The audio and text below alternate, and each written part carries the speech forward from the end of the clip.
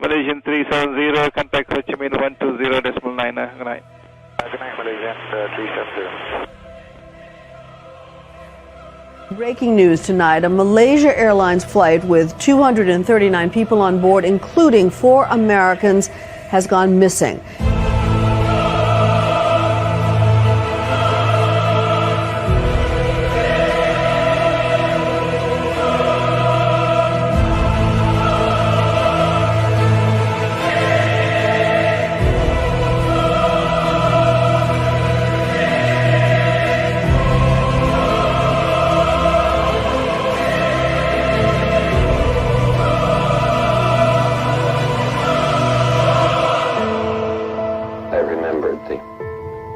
From the Hindu scripture, the Bhagavad-gita.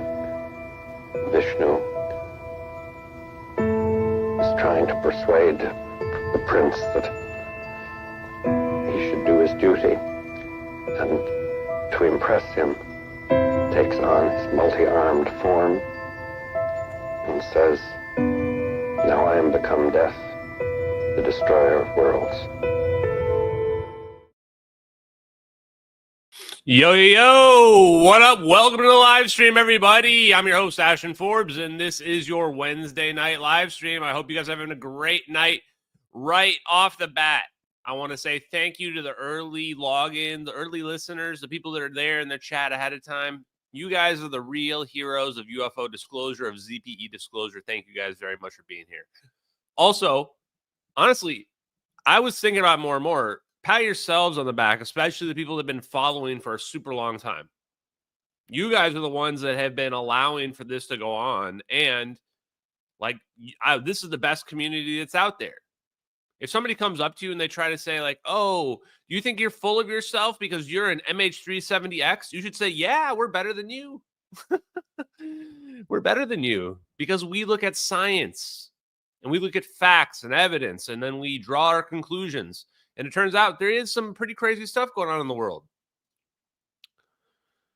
A lot of people don't like my takes as well on social media. Let me just get this out of the way. They say, be less based, Ashton. They say, be more blue-pilled, LOL. Yeah, no, I'm going to be even more red-pilled on really any topic that's out there.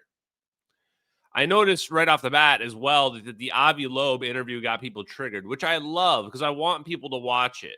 I want people to watch it, and I want people to draw their own conclusions. And I love Avi Loeb. I think everybody's going to like it.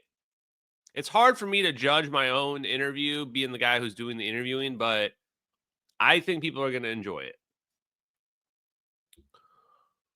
Okay, so tonight, guys, we've got a lot on the agenda. We're going to look at how bees are anti-gravity. We are going to look at, let me look at my list. Oh, egg disclosure, guys. Egg disclosure. Ross Colehart was mad that we weren't taking egg disclosure seriously enough. We've got some Putoff.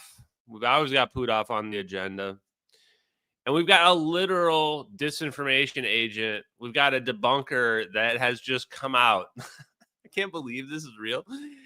One of the main debunkers on social media that is somebody that attacked me repeatedly and still does. Turns out he's an intelligence analyst that works under the DOD. Can't make this stuff up. Can't make it up. Okay. So it's been a long day for me, and the coffee machine is not working. So let's get down to this brass tacks, guys. Oh, wait. Sorry. We already have donation. We are the change. Thank you very much, brother. Appreciate you, man. Oh, you're going to find out, comedian Dinger. You got to hang out if you want to know the truth. You got to hang out if you want to know the truth. Also, yeah, hit the like and subscribe. Oh, because right off the bat, guys, we've sold out. Not really sold out, but we are selling merch. So let me whore myself out for a second. I'm going to do it like those Chinese sellers do it. Bang chuan, ting chao, he chuan.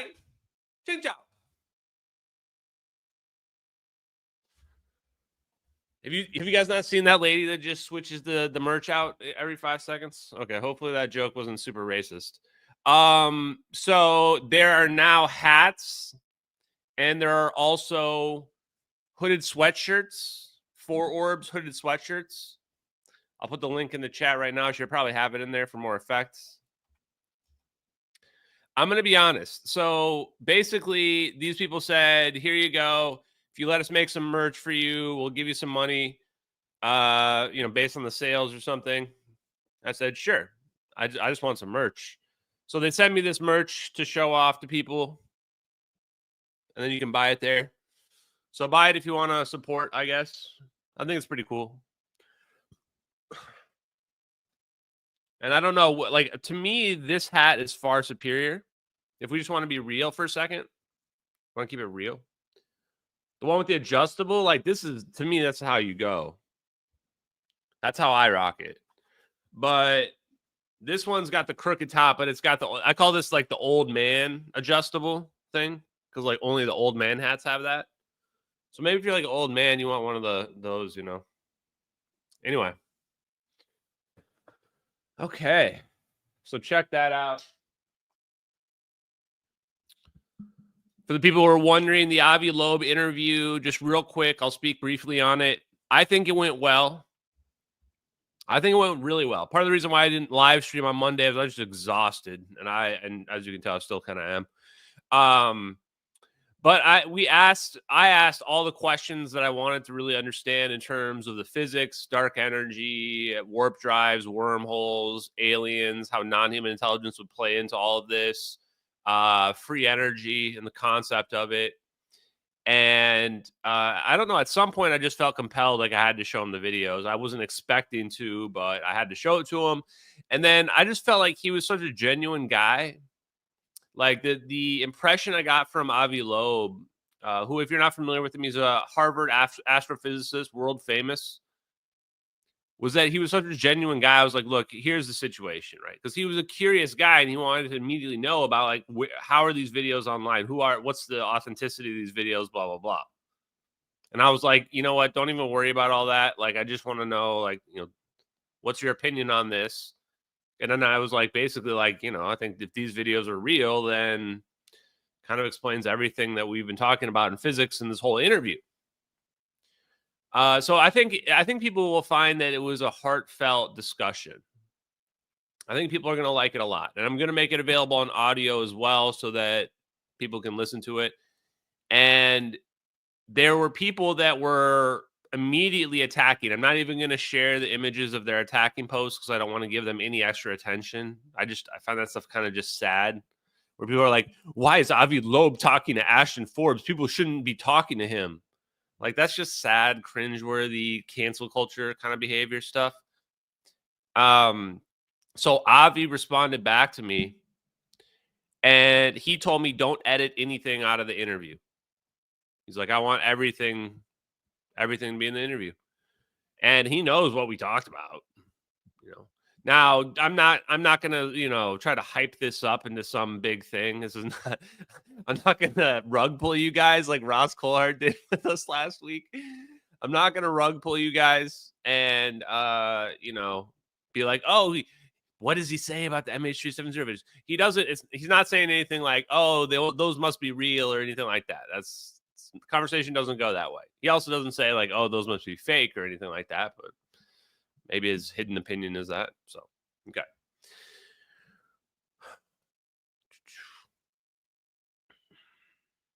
Okay, so let's jump into the Disinfo thing. So no, and also Avi's actually 2 interviews away. So you guys you have to watch John D'Souza.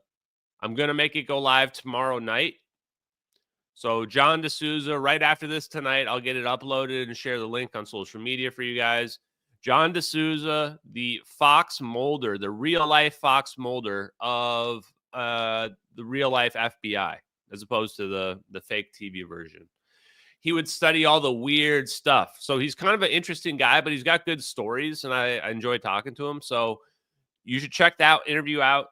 We talk about plasma orbs and all kinds of crazy stuff. I'll try to get a clip out for you guys as well. And then some point, I don't know when the Avi Loeb interview will drop. Could drop as soon as this weekend. Might be next week. I'm not sure. That depends on just, let's call it production things behind the scenes. Okay. But yes, it's coming out for you. I'll chat. Okay, you wanted to understand this Disinfo guy. Where is that clip? I had all these ready to go. Real talk, chat. I have like 10 things here. Somehow this one wasn't one of them. Okay, let's get this up. Because when you make claims like this, you say, oh, someone was disinfo or whatever, you know, I think it's best if you just hear it straight from the horse's mouth. I don't want to hear it from another source. I just like, you know, I want to hear them say what their thing is. Now, if you're not familiar with this guy, his name is Chris. I sometimes, you know, make fun of him. I call him names like below average Chris or debunker Chris or booster Chris, disinfo Chris. And yes, these are to put him down because he was one of the early debunkers who was constantly like calling me names and stuff on social media, saying how crazy it was that the videos were real. They couldn't possibly be real, blah, blah, blah. You can actually find there's clips between us on spaces where the guy like had a meltdown one time because Investigate Earth podcast asked him if he got the COVID shot and the booster. And he like had a whole meltdown over it. Because they were trying to figure out how brainwashed he was into just accepting mainstream narratives. And now this is him talking to Vetted like a few days ago or something. I don't know when. Let's find out. Force from 2003 to 2007. I did a job that, you know, really wasn't much to write about. I basically worked for Loadmasters. So it was did that for 4 years. You know, the upside to that job is I got to travel around the world quite a bit. Touch foot in probably, you know, 7 or 8 different countries in that time, which I'm very fortunate. A guy from a small town in Tennessee, just never thought I'd be doing some of those things. Yeah. And then I got out and did some things here and there. And then like we previously talked about, I kind of, it's been building up. So I'm just going to come out and state what I do currently. I'm not going to lie, chat. This is the most exciting thing I've ever heard average Chris here say in his entire life. It's been building up. Yeah, it's been building up. Everyone's been saying you're a disinfo agent. Like you have this weird fixation on like calling people grifters and liars and scam artists and what have you. And like inserting your narrative in everything that's out there. Nobody asks you your opinion at all about it. Like if I were to imagine what a disinfo operative would look like from the government, from the intel agencies, this is his behavior is exactly what I would expect. Like somebody trying to get a narrative out there on every single thing, trying to muddy the waters, you know, just trying to slander people. Sense, but I am an intel analyst for a branch of the Department of Defense. I'm not going to go into specifics, mainly because of what I do, and I just don't want, you know, there's just certain things that need to stay off radar. But I do work in the intel community, and I also hold a clearance. So I'll leave it at that. Yeah. Now I see why these people got so upset when I mentioned my clearance. So people may wonder, like, Ashton, why do you only mention your clearance in the beginning? The only reason why I ever even mentioned to begin with was to show people who are like spook type people that I'm not some Russian disinfo guy. You don't have to believe what I'm saying. I don't really care. But it goes to show that they've looked into my background and I don't have any weird connections to China or Russia or anything like that, you know? And so having a clearance doesn't really matter at all. And that's the reason why I don't ever bring it up. Cause I don't like, unless you're being like, oh, I have like, you know, compartmentalized access to the UFO special program. It doesn't really matter. Now, on the other side, that's why the Matt Livelsberger email was so big, because he's like, dude, I have unacknowledged special access program access, you know? So with respect to Chris, though, here's my true opinion right off the bat. That's basically all we get in this. I'm going to let this play out, but it doesn't sound like he has any significant position. You know what? I'm just going to go ahead and say what I was going to say. Let's just go all in on this. this guy's basically been spending all day on work days on social media, and I don't think he's on vacation all of these days, like attacking people and what have you. It's like, if you're really an intel analyst, should you really be this inserted in the community? Even if this is assuming he's not a disinformation operative, like he doesn't have any directive of this. Like, should you really be acting this way in social media? I don't think that you should in general. I think that it just makes things even sketchier because people are saying, like, hey, the government is literally doing disinfo ops. And then you've got this guy out here who's admits these intelligence connected to the DOD. At a minimum, that seems like a conflict of interest. Like, you shouldn't be talking about in this community, period. The only thing that makes sense to me is that he's directed to talk in this community and he's spending his workday on social media, attacking people, debunking people, and other shit like that. I mean, what else am I supposed to believe? Do we have to say it, chat? I mean, isn't that the definition of what a disinformation agent would be doing? Like, talks, smells like, whatever all that thing is. Like, if it looks like what it is, then maybe it just is what it is. Maybe it's not that complicated. Right on. Absolutely. Yeah, because I think a lot of people that follow your work or in spaces with you, they're always wondering, how does this guy know so much? Or not even just that, like, who gives you the right to ask these questions or say these things? Like, you don't know anything, but the truth is you do. And you do stand on some... Hold on. If he knows stuff, then he shouldn't be on social media blabbing. Right? If he knows stuff, then he shouldn't be on social media blabbing. It's not an official channel. He can just go fuck off, right? Certainly not debunking people or whatever shit.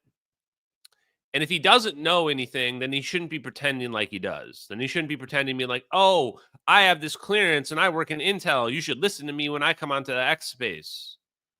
I'm so sick of these guys because my opinion of Chris has always been the same. He adores the attention. He wants the attention. He wants to be a hero so badly. He wants people to love him. He wants people to love him and adore him. He's got a savior complex. And that's the reason why he does this debunking stuff, is he's trying to save people from the evil, bad thoughts. At the end of the day, he's just some random super blue-pilled guy that at the same time has some weird fixation on people like Hal Putoff and remote viewing. Like, these guys will like try to debunk everything else, but then they'll be like, oh yeah, but the psychic powers, those are real though. You're like, okay, but so you debunk everything else, but the psychic powers and the Hal Putoff remote viewing stuff, that's all legit. No joke. I thought it was a joke because there was like two people in one of my the chats like a few months back. You could even find it. This is why I love live streaming.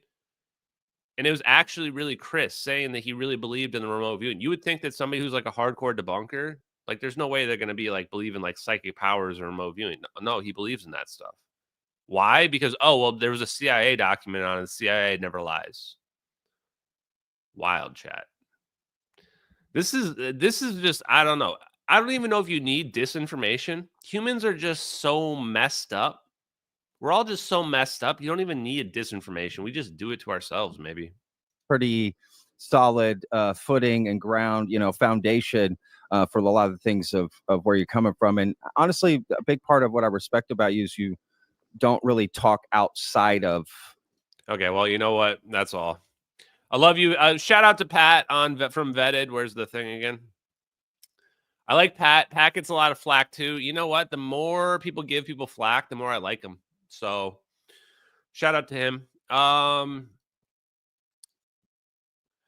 Yeah, and the other big thing is this, the Elon Musk thing. So there are people out there that are either Intel or DOD that are on social media, that acting super weird, doing really weird debunker stuff, attacking people on social media.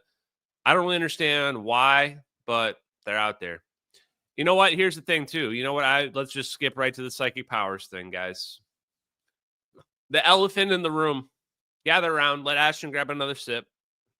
I wish I had another, like, more zoomed in. Gather close. Okay, yes, if you were late and you just jumped in, you're coming in for rant number 1. The psychic powers rant. You know what? This isn't even going to be a rant. It's just going to be a discussion.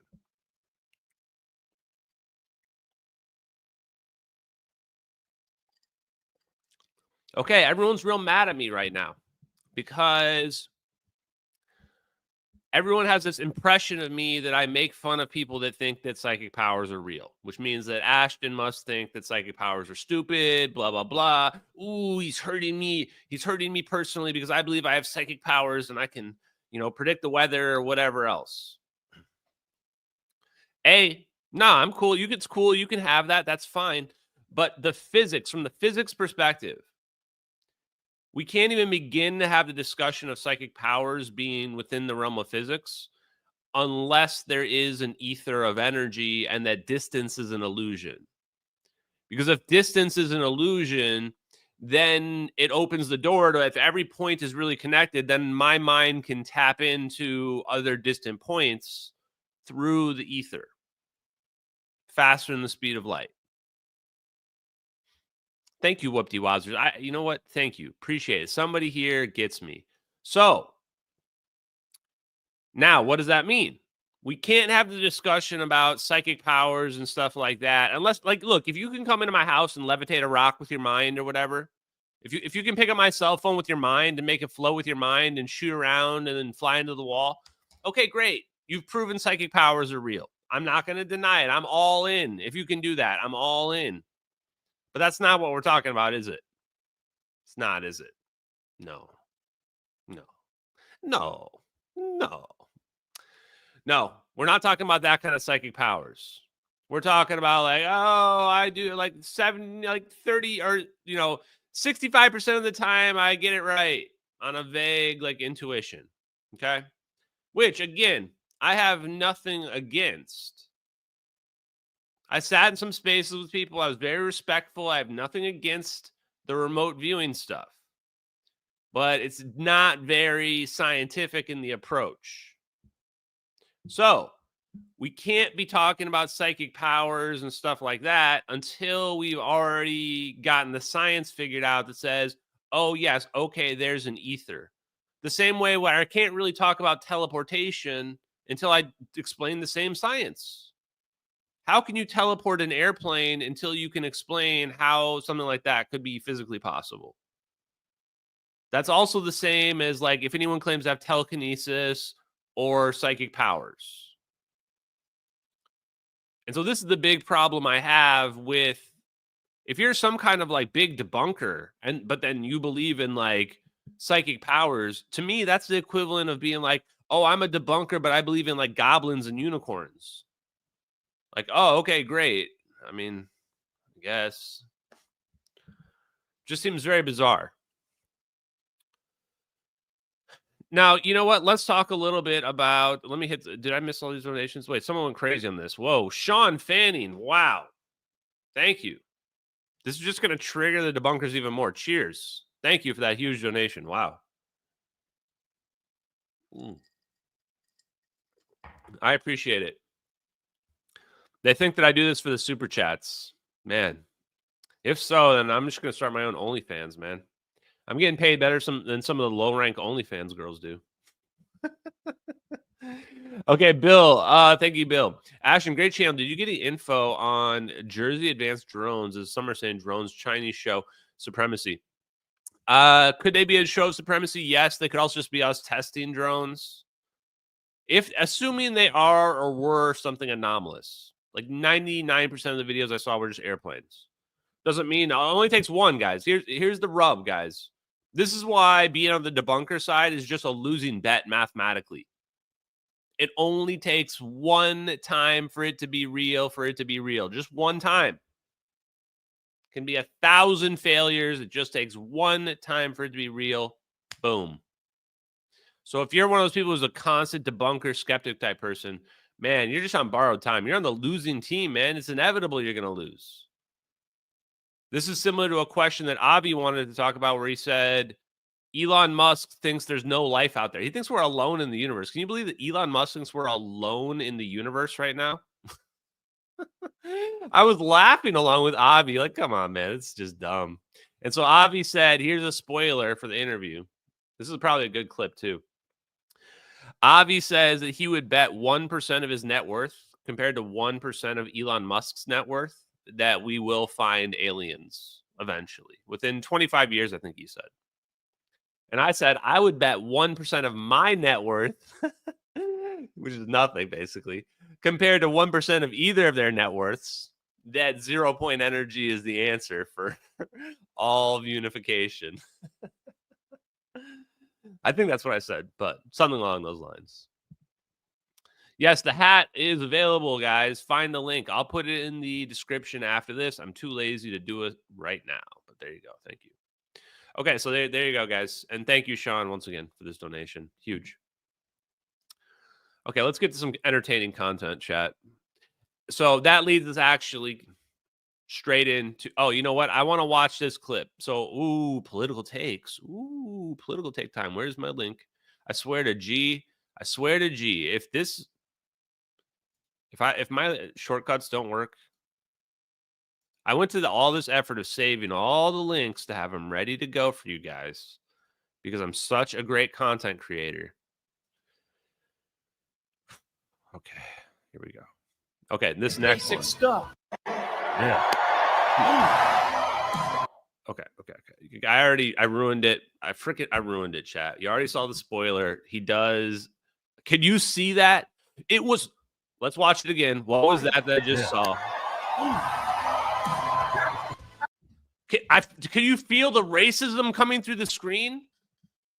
I felt that in my heart, in my soul. It actually pushed me back. That wasn't me. That was the racism from Elon Musk. I was on national television. Just thinking about it knocked me over. That was a German Socialist Workers' Party salute. German Socialist Workers' Party. Fact check me, chat. That was the salute of the German Socialist Workers' Party. Can you believe that? The most racist party to ever exist in the world. The German Socialist Workers' Party. Fascist. Unbelievable. I can't believe my eyes saw that. I'm sorry I had to show it to you. For the YouTube censors out there, please, I apologize. Do not strike me for what I had to show you right there. This is entertainment purposes and for news purposes, educational purposes only. I do not endorse what I just saw from Elon Musk. I do not endorse any forms of hate whatsoever. But I'm going to let it play one more time just for educational purposes only. Yeah. Well, he put a lot into that. There's no way there could be any other context to this video other than racism. I saw what I saw with my eyes. Clearly a Nazi salute. Clearly German Socialist Worker Party salute with my eyes. There could be no other context, right, chat? Or wait. Is there something called propaganda? Does propaganda exist? Let's see the full context. Yeah, he feels like. My heart goes out to you. We're going to have safe cities. Finally, safe. Wait, did he say my heart goes out to you? Wait, play it back. My heart goes out to you. We're going to have safe cities. Finally, safe cities. Secure borders. Sensible spending. Basic stuff. Wrapped up here, you can hear we just showed that. Oh, well, this is awkward, chat. It turned out he was saying my heart goes out to you. Cringe. Well, that's a faux pas, chat. Well, of course, now that we've seen the full context, I'm sure that everybody who was like literally there listening to the whole time, I'm sure they understood the context, right, chat? What do you think? Here you can hear we just showed that. Salute. It was quick. I think our viewers are smart and they can take a look at that, but it certainly was, it's not something that you typically see at American political rallies, put it that way. No, it was. I don't think CNN viewers have ever, they've been called a lot of things. A lot of names for CNN viewers. I literally came up with my own term for them called CNN brain. They've never been called smart. Smart has never been something I've ever associated with CNN viewers ever in my whole life. So I don't know. No, I don't think that they can figure it out. Political rallies, put it that way. No, it was not something that you usually would see. These people are disgusting. They're not genuine. They're not sincere. It's all about pushing their narrative. It's not about America going forward, going in the right direction. Yeah, it's about being divisive. They don't want to bring everybody together. They know that that's not what that gesture was meant when Elon Musk did it. But they want to spread misinformation. They don't care.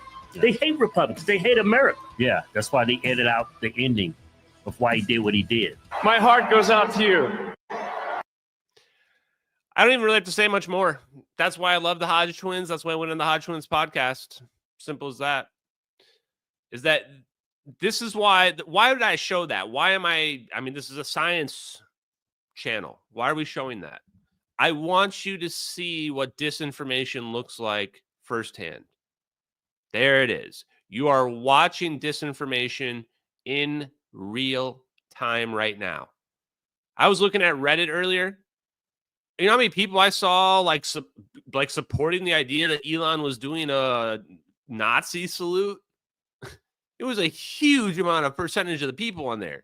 They were banning people. They were banning X links because they think that Elon's a Nazi because he did a Nazi salute.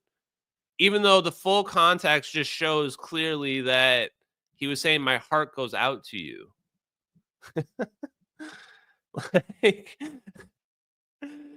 It's this is real propaganda. What you're watching with that's only 1 day in. We're 1 day in. 1 day into President Trump. And they've already pushed a new narrative. And what the Hodge twins said is perfect. They know exactly what they're doing. They know what they're doing. They know they're wrong and they know they're lying and they know what they're doing. And there's going to be so much more of this over the next 4 years. So I am going to keep pointing it out. This is what they do. Like they switch gears like instantly. They went from cover Joe Biden's ass mode to now they're in like attack Trump and Elon mode and anyone who's their enemies mode, basically. So they've jumped into this new mode. And anything they can take out of context, they're going to take it out of context and they're going to blast it out of context. And their Reddit brain and CNN brain followers are just going to repeat it, just like programming, new upgrade programming for the NPCs. Beep, boop, boop. Elon did a Nazi salute. Beep, boop, boop. Why am I bringing this up? Because this is how we've been able to hide science from the world. Brainwashing. Propaganda, social media. These same robots think that they follow the science. They think they're following the science, guys.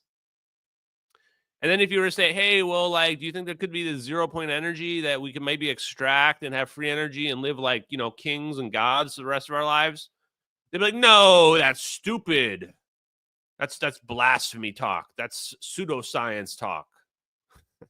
And you could explain all the supporting evidence for it, the Nobel Prize winners. Wouldn't make any difference because you can't argue with a robot. Somebody that only looks at things from their perspective and only the perspective of the script that they can read off of, that they've been told to think. Primitives, exactly. Low entropy beans as well is my other. Okay. We got some more spice, though, tonight, guys. Wait, did I just see some more chat? Y'all triggering the debunkers. What is this? Bradley Miller. Wow, this one's like pink, guys. Is pink and red. Wow. Okay, YouTube. I like colors, YouTube. Ashton, would it be possible to make a YouTube special on what books, journal articles, websites, and other resources for all your readers to have on hand? I think it's a great opportunity to expand their knowledge. So, spoiler alert, I guess this donation is worthy of the spoiler alert information.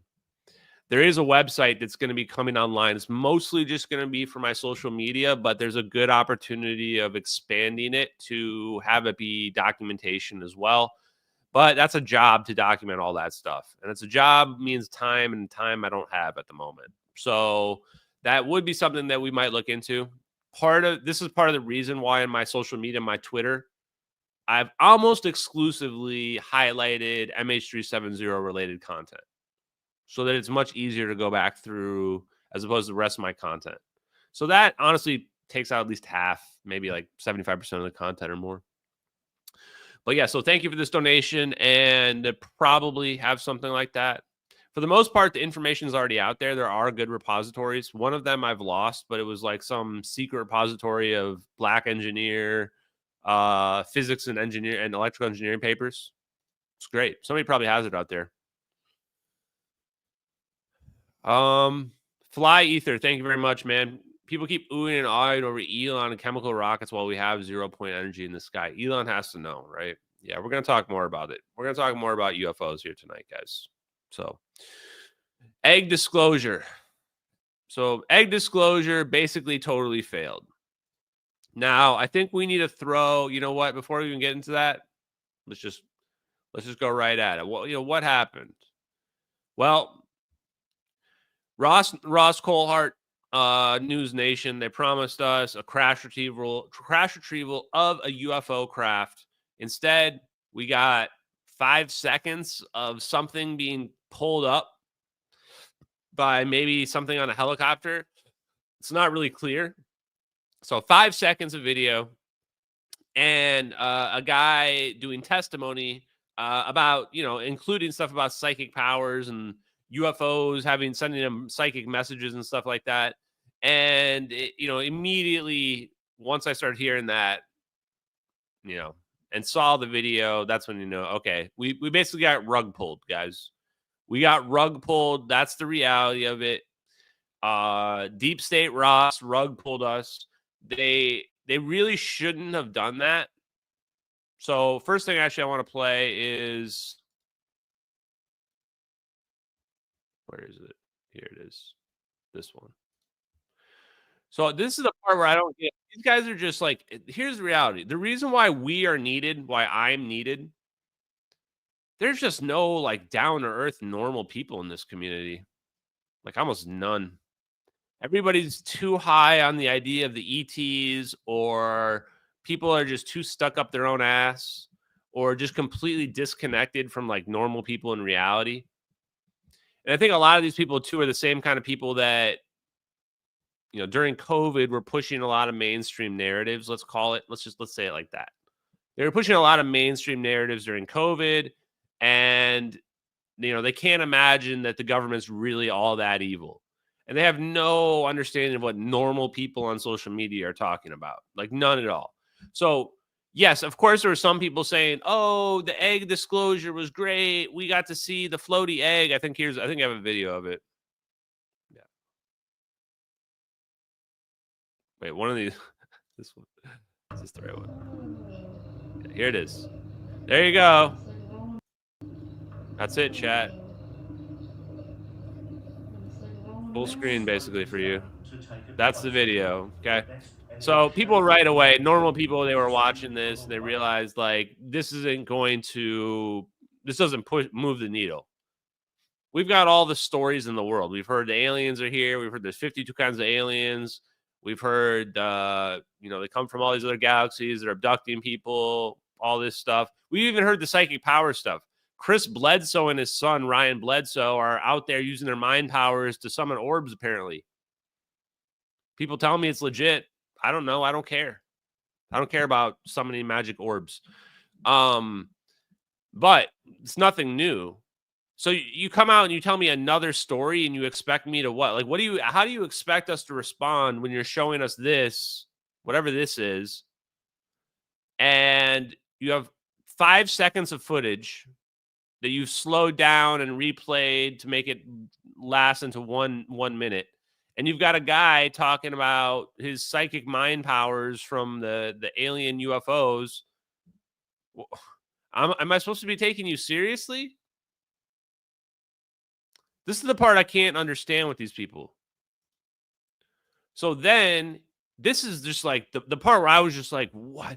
Like Ross Coulthart, Jeremy Corbell, Lou Elizondo, all these guys have been stepping on their dicks over and over and over again. I don't even have to do anything. I don't have to do anything. They can't blame me for any of this like shit that's happening. This is all on them and their garbage, like, I don't know, media strategy or whatever you want to call whatever this shit that they're doing is. Did they really think this stuff was going to get taken seriously?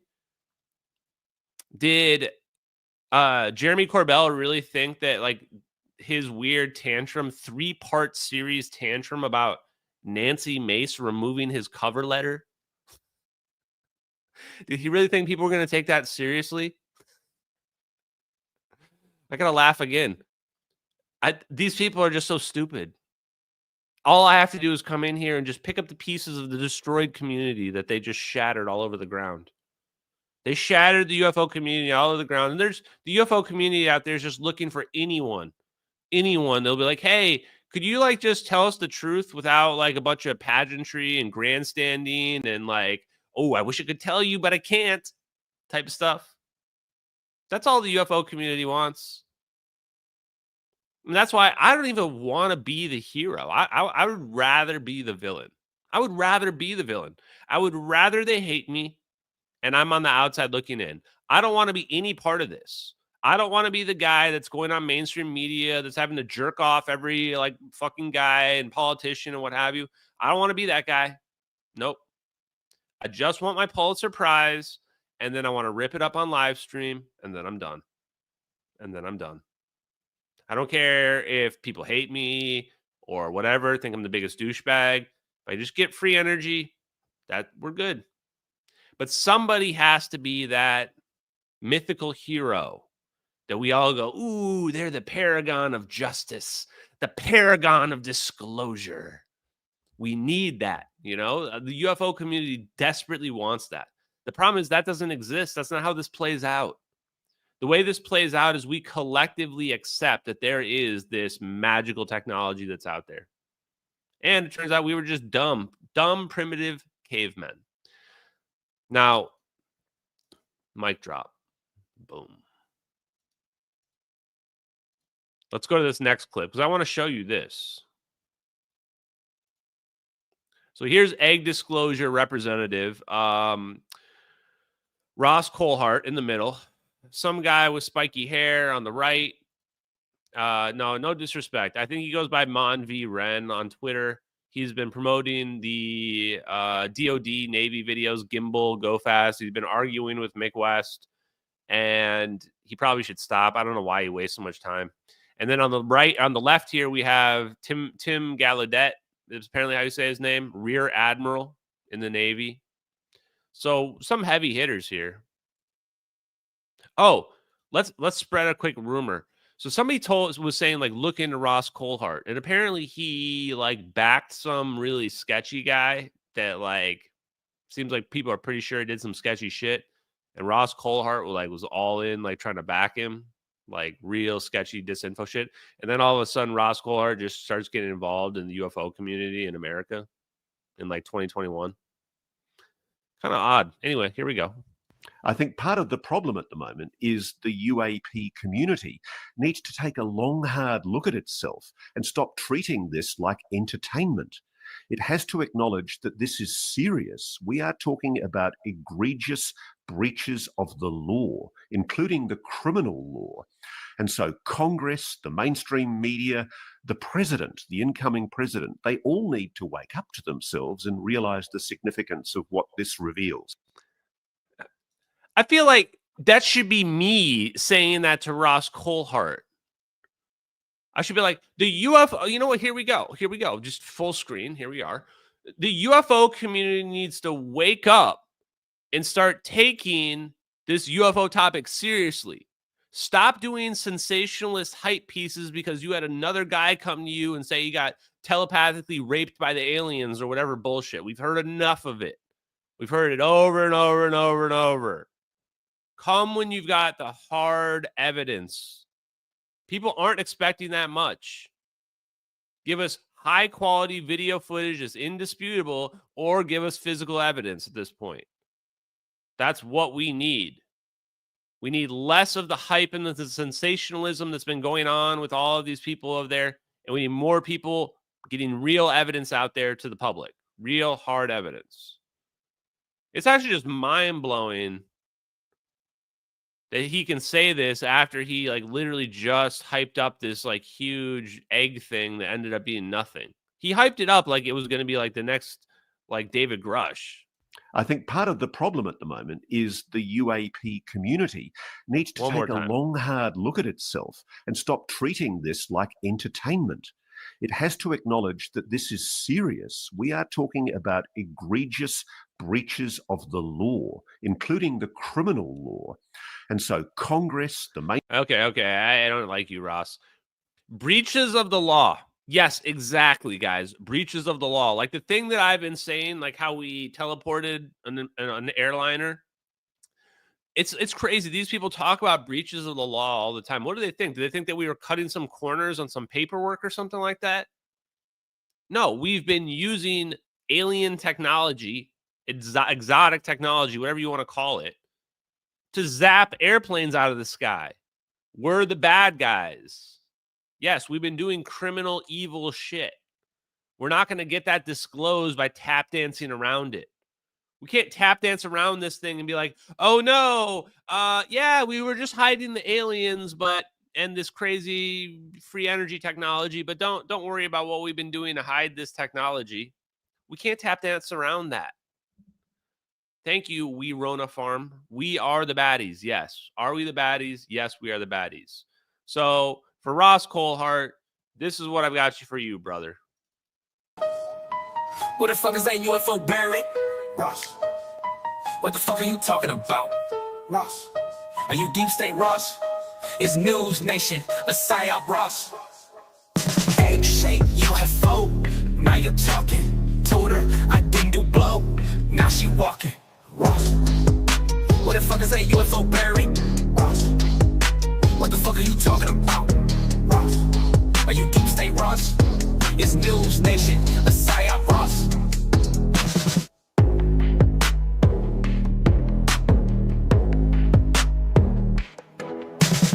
Egg-shaped UFO, now you're talking. Told her I didn't do blow, now she walking. Ross. What the fuck is that UFO bearing? Ross. What the fuck are you talking about? Ross. Are you deep state, Ross? It's News Nation, a psyop, Ross. Amazing banger. What Deep State Ross it rolls off the tongue. I don't know. Rarely do nicknames just stick so well. But in this case, Deep State Ross. Perfect. Just perfect. Perfect fit, chat. Like marshmallows and peanut butter. Hey, Ashton, will you get to see Gary McKinnon on? Interested to see what he thinks of your work and if he'll acknowledge it. I am familiar with Gary McKinnon, but he's kind of old now. But I think that he's the guy that hacked NASA, for people who don't know. I mean, he definitely hacked NASA. Did he see what he says he saw? I think he did. But thank you, Rebecca, for that donation. Appreciate you, Rebecca. Sky Hyatt. I think aliens are a smokescreen for rogue AGI. Yeah, this is the one that scares me the most. Thank you, Skull. I actually asked a couple questions to Avi about this because, I mean, as you guys know, I've been joking about stopping learning machines, but it's probably already too late. Is that people don't really understand the concept of a singularity, a technological singularity, where things just take off. If you understand that, then AI should scare the hell out of you. Should scare the hell out of you. And that's part of the reason why I think it's crazy that the UFO community doesn't talk about technology more. The UFO topic is hand in hand with advanced technology. You have to imagine that any aliens also figured out AI. I used AI earlier today to take this font right here, and I asked it the overlay font, and it told me the overlay font up here was Impact. Actually, that might not be true.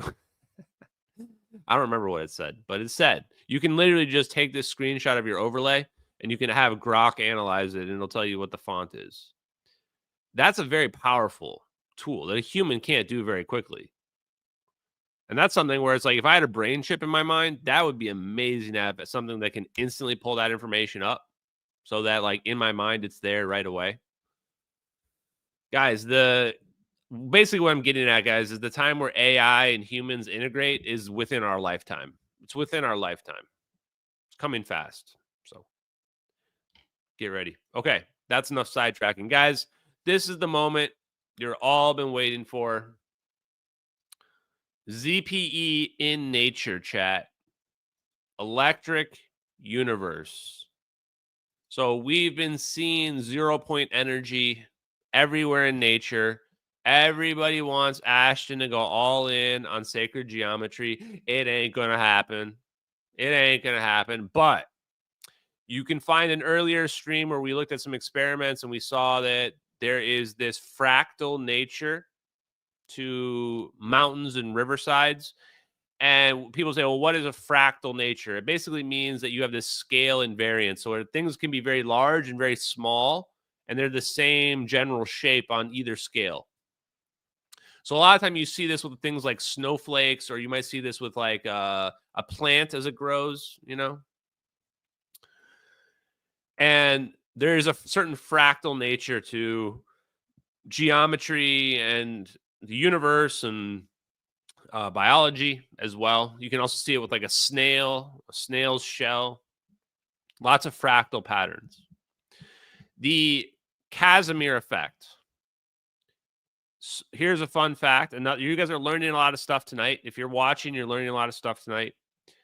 Geckos, lizards, the way they stick to the wall, Casimir effect. What? I thought the Casimir effect was like two plates sticking together.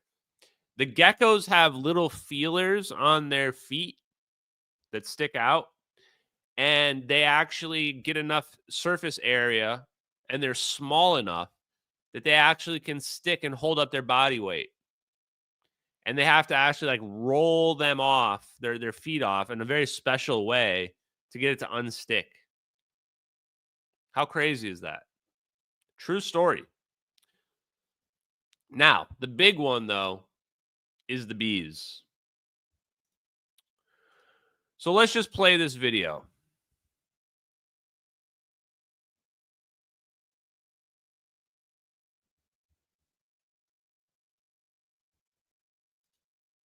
Where is it? Here it is.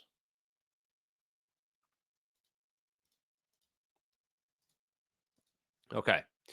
So ran across this video, and the more you learn about 0-point energy, the more this type of video is going to make sense. I'm going to probably do full video here for us and just play the whole thing. Hold on. Let's not waste any moments of this.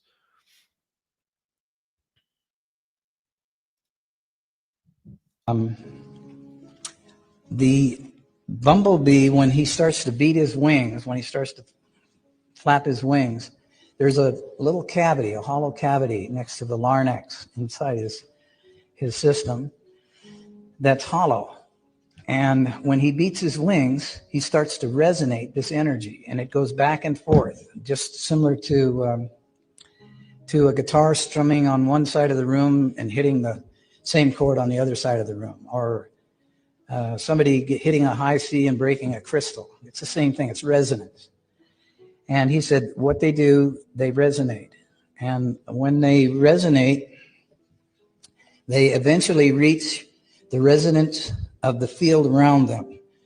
And he explained it this way to me, that the earth was, of course, spinning, but it was operating on a frequency of 8.5 hertz per second or so forth. And he says, once this bumblebee hits that resonant frequency of its surroundings, it becomes a free agent. It creates a magnetic bubble around itself, and it can go anywhere it wants. And I said, well, that's not in any of the science books. He said, I know. You probably never see it there either, but that's what happens. They'll discover it someday and bring it out, but it's just we have a conventional way of doing things, and then we have a natural way of doing things, and they're totally different. They're diametrically opposed. The important point here is the bees. As you've heard, the bumblebee shouldn't really be able to fly. Those wings are way too small to lift that chubby little body off the ground. In fact, it's a bit of a conundrum also for the mainstream scientists. They can travel in perfectly straight lines for long distances without any deviation, even during a howling crosswind. Because of the resonant frequencies produced by the vibration of their wings, they create a bubble in the ether, protecting them from any outside interference.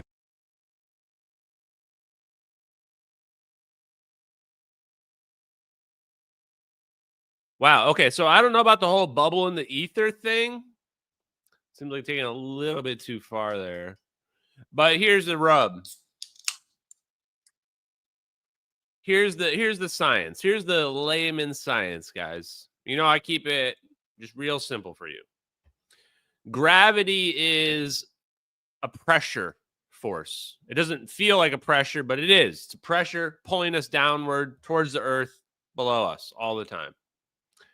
So all we need to do is we need to create a pressure that's the opposite. We need a pressure that's going the other way. We just need to equalize that pressure. It may be easier than what we think. And the bees might have figured out a way to do it relatively easily. Some of the facts about that, when I started looking it up, they basically say like the answer, the normie answer is that, oh, well, like the bees create a vortex. What the fuck does that mean? What does that mean? They create a vortex. Okay. So, I mean, if you look at things on a quantum mechanical scale, everything is like a vortex, basically. And the ether, we're interacting with the ether with a vortex, the same way where you look at a vortex in your tub. So I think it's very possible that the flapping of the bee's wings at a resonant frequency is interacting with the 0 point energy all around us everywhere. Just look at that chonker in that video. I got another video. Hold on. Let me pull up the other one. Here's the other one. Do I have this one ready to go? I don't have this one ready to go. Here we go. This is one from one of my followers. He's a flat earther, but we still like him. I just want you guys to look at this freaking chonker right here. This guy is a well-fed bee, okay? I'm gonna make it big so that you guys can see it in a second. Look at how big how fat that guy is. His wings are like blowing the dust away. How do I mute it? We don't need the sound. There we go. Look at this fat guy. You think that guy's little wings are able to keep his huge fat body up like that? No way. That is just, look how fat that thing is. I watched this video like 25 times. Look at what it's doing to the dust. That doesn't look like normal flapping to me. Like, these things are flapping so fast that it's actually able to potentially interact with 0 point energy. And normally, guys, I would have said there's no way. I would have said there's no way a bee can be interacting with 0 point energy. And this is why I never really broached the topic very much before this. But there's examples of other bugs. That one weird chitlin beetle or whatever the hell it's called. Some guy made like a levitating thing with a beetle, supposedly. I don't know. And the Casimir effect with the gecko. So if the lizard's bigger than a bug. Lizard's bigger than the bee. And the lizard can stick to the wall with the Casimir effect. So why do we think that the bee only weighs a couple grams? We're like, I don't know, 100,000 times heavier than the bee or 1,000,000 times heavier than the bee or something like that. I don't know. A lot heavier. A lot heavier is the answer. So maybe there is a way. And maybe they can achieve some kind of resonant frequency that just allows them to levitate. I mean, look how it's moving around. That is not how you would expect conventional wings to carry something. And yes, it is the same as like a hummingbird as well. Hummingbird's doing the same thing. It's not relying on conventional flight. And if you guys go Google this right now, you're going to find people are saying like, basically physics hadn't been able to explain this concept, like how this was working for the longest time until relatively recently. And even now, You just find stuff about vortices and pressure flows, and you're like, yes, controlling pressure is controlling gravity. This is what I've been telling you guys. And the reason why we know that's true is because, again, of this video that I play over and over again. They're controlling pressure here. That's what's controlling these orbs by changing the temperature, aka energy, of the region in front of them. That's what they're doing in this video. I mean, if this video is real, that's the science. That's it. It's right there. Now, the only question is, did somebody fake this video or is it real? Well, still missing plane 11 years later, right? Okay. Let me see here. Yeah, the giant beetles as well. The giant beetles are even more egregious. I knew someone was going to say something. Giant beetles fly. I mean, look at this chonker, guys. Okay, hold on. There's even bigger beetles that can fly. Like, look at this fat thing. You really think this thing could fly? With those tiny wings, carry that huge ass thing? Look at how big these bugs are, dude. You know what? We're just going to look at this just for fun. Look at that thing. Those tiny wings are going to carry that huge... Look at that. Look at that thing go. Oh, yeah. We just got the best video ever here. Oh, yeah. I'll upload this. Are you kidding me, chat? No, that's anti-gravity. That's a UFO right there, chat. I'm looking at anti-gravity. I know when I'm seeing anti-gravity, that is not a bird flying with wings. That's anti-gravity craft right there. Rebunked. We just solved the whole UFO thing, chat. It was bugs the whole time, chat. It was bugs the whole time. You know what? I'm playing it again. I'm going to play it again.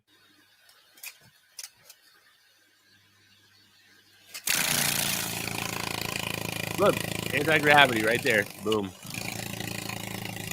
If that was you wouldn't be able to move it around like he's doing and without disrupting it unless it was anti-gravity. If you did this to a bird wouldn't be able to fly like this if you were doing what he's doing right there. You know what I'm saying? You guys understand how huge this video is? I'm gonna post this on my social media right after this. I'm gonna post this shit on TikTok. Does TikTok exist, guys? Chat, does TikTok exist? Did it get banned? Anyway, I'm gonna post this on TikTok if it exists, and I'm gonna have like my face down there going like, "Isn't that crazy? How's he doing that?" And then at the end, I'll come in and be like, I'll come in and jump in and go, and yes, the only way that that's possible is that the beetle must be using a different form of lift than a bird. You know, something like that. And then I'll have spooky music. Dun, dun, dun, dun, in the background.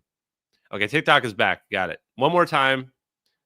Full screen. If any of you steal my idea, well, screw you. I have more followers than you. Wow. Look at this thing. Look at this chunky thing. No one can tell me that that's conventional flight. No one in the world can tell me that I'm looking at conventional flight right here. This beetle looks like it could chop my finger off.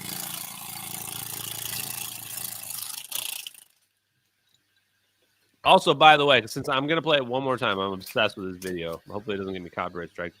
I would never, ever, ever, ever come as close to this bug as this guy has. Never in a million years. Not in a million years am I going to come and put my hand as close to this bug as this guy did here. How is this bug even real? How is that bug even real, chat? I don't understand how that bug's even real. Okay. Thank you for having me share this or whatever. I'm going to steal this video. Okay. Don't worry, I got more. We got more on bees, chat. What's the next bee thing? We did that one. Oh, yeah, the original video where the bees thing comes from. Okay, where's that? Where's that? Here it is. Okay, this is really interesting. Okay, guys. Okay. Now, by now in this live stream, you've probably already said, okay, Ashton, you're right. 0 point energy is real. The bugs are using 0 point energy. You know, everything's a lie. We're basically living in some primitive caveman world where we like dressed up our caves a little bit. That's like basically our lives right now. But I'm not fully on board with you. Bees need to be a little bit more special for me to believe that they could be using some anti-gravity capabilities. Well, if I just described you, you're in luck tonight, chat, because bees are even more special than that. So here's the documentary that came from, because I'm such a good investigator. I always go to the source. And I started watching this video. This is about these people. They like put some little trackers on the bees, and they track them all around, see how they fly around. That was where that clip from that thing was. Now, let's listen to this. You just say the bees are flying 30 miles per hour? I'm not even, can I even bike that fast? I guess so. 30 miles an hour is fast. Who is looking at the graphs that I showed you? Those graphs you're seeing on the screen are the real plots of the movement of the bees. Do you notice anything weird about them? Those lines are pretty straight. So let me just clarify what you're looking at right here. They put little trackers on the bees, and they tracked where they went. And that, what you're looking at right there, is where they went from their hive. That's real data right there. All that.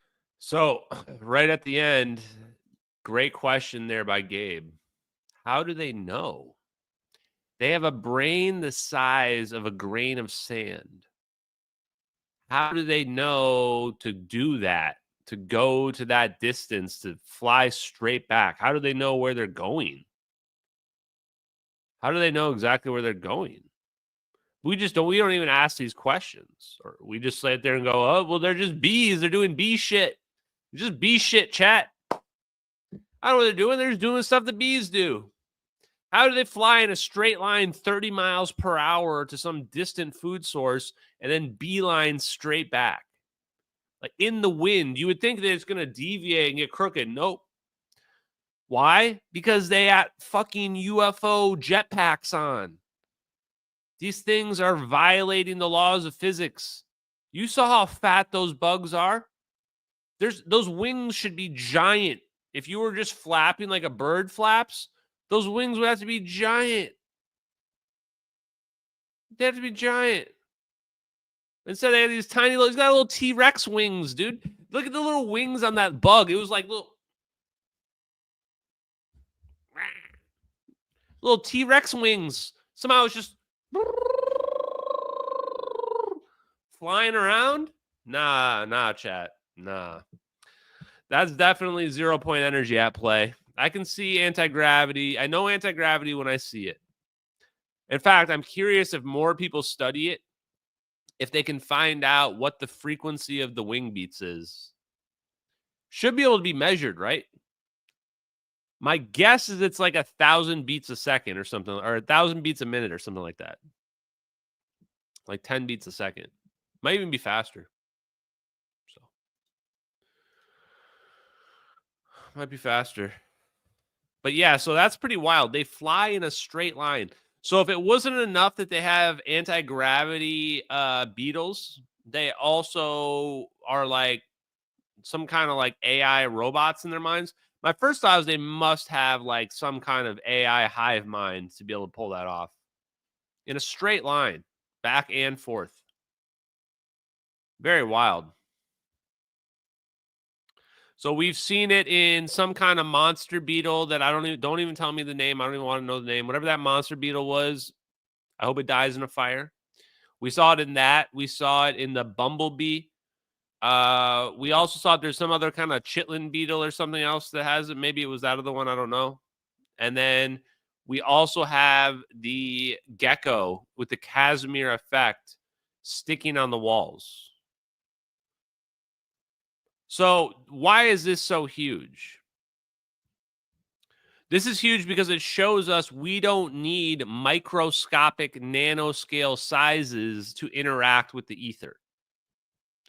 If we want to interact with 0-point energy, we don't need these tiny, tiny little scales.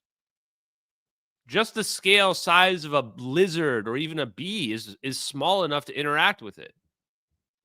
Interact with it in a biological way. Biological way.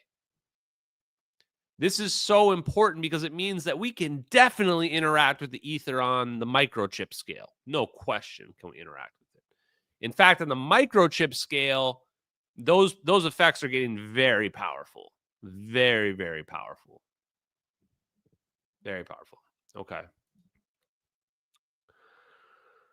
That's all I've got on the bees, guys. I hope you enjoyed our little bee discussion here tonight. But that's pretty weird. And these, I love this stuff like the bees. I love the sonoluminescence stuff because mainstream academics have no answer. They have no response. Their response is basically to say, yeah, well, we don't understand everything, but we'll figure it out. Or they'll say, no, we understand that. It's vortices. And you'll be like, what the fuck is this? You'll be like, go on. Okay, it's vortices that are allowing it to happen. Okay, what is that? What the shit does that mean? So I love having like a nice, like, and this is again part of the reason why I know the science and what have you is real, is that we've got like all these tools in our tool belt now where we found how many different scientific experiments and observations that prove that 0-point energy exists. We're like Batman with his tool belt, ready to go. So when somebody says, oh, 0-point energy is not real, we're like, oh, the Casimir effect and the Lamb shift prove that it is. And then when people say, well, there's no way to interact with 0-point energy, you say, well, but geckos and bugs and beetles are doing it all the time. In fact, it's got to be the only way that the bugs are able to fly because their bodies are too big. The math doesn't work out if space is empty. So something's going on. Something's going on. And so I'm arming you with this guy, you guys with this information. Rarely do I come out and say, oh, that looks legit. Now, when I see the evidence with my eyes and I can see a fat chonker beetle that's like fat as hell, there's no way it should be able to fly. And it's just levitating off the ground, moving around at 360 degrees. Looks like a UFO, man. It's what UFOs look like. We just have to think bigger, man. I'll tell you another spoiler of the Avi Loeb interview. Is I was pretty much like, I challenged him and said, we need to be thinking bigger. A Muramura with these comets that are coming in or whatever. It's like, we're still thinking in terms of human technology. We need to be thinking in terms of alien technology. What does alien technology look like? Alien technology is not going to be limited to SpaceX rockets and hitching a ride on a meteor. No, they're going to look at the Beatles and they're going to figure out how to make anti-gravity. And then somebody's going to figure out how to make a wormhole, and then game on. Game on. And the other beauty was that here's the other thing I want you guys to think about. Again, just think about it like a normal person. You don't need any PhDs to understand this. The bug, what is the bug doing? It's flapping its wings like this super fast. Can you imagine if you were flapping your wings like this super fast, how quickly you would get tired? You would get tired out really fast. I mean, do it right now with me right now. I want everybody flapping on the screen. And the people who aren't flapping the screen, I want cat laugh emojis in the chat. Okay, so cat laugh emojis in the chat. And then we're crying emojis, and everybody else is going up and down. And you're going super fast, right? And you're going like this. And all of a sudden, I'm just levitating. Woo! Levitating away. Your hands would get tired within like a minute. My hands are exhausted already. I only flew for like a few seconds, right? Like here, watch. And you can actually see, like when you watch my hands closely, like the camera, they start moving faster than the frame rate. And it starts looking really weird, right? I'm flying, chat. I'm flying. Okay. I'm not a bee, bro. Yeah. Not quite. Not quite. Anjali, be nice. Be nice, chat. Be nice to me. Thank you for all the cat emojis in the chat. I appreciate it. It's my favorite emoji. Guys, I want you to understand why it's my favorite emoji. This is probably the most important question I've ever been asked. Ashton, why is the cat crying emoji your favorite? Because I don't even know why it exists. Why is there a cat crying and laughing emojis? Why do they even exist? Who is sitting there going, oh, you know what we need? We need a cat version of the crying emoji. And you just go, what is the purpose? What's the occasion where you're breaking out the cat crying emoji? What does that mean? What's the emotion that I'm trying to get across there?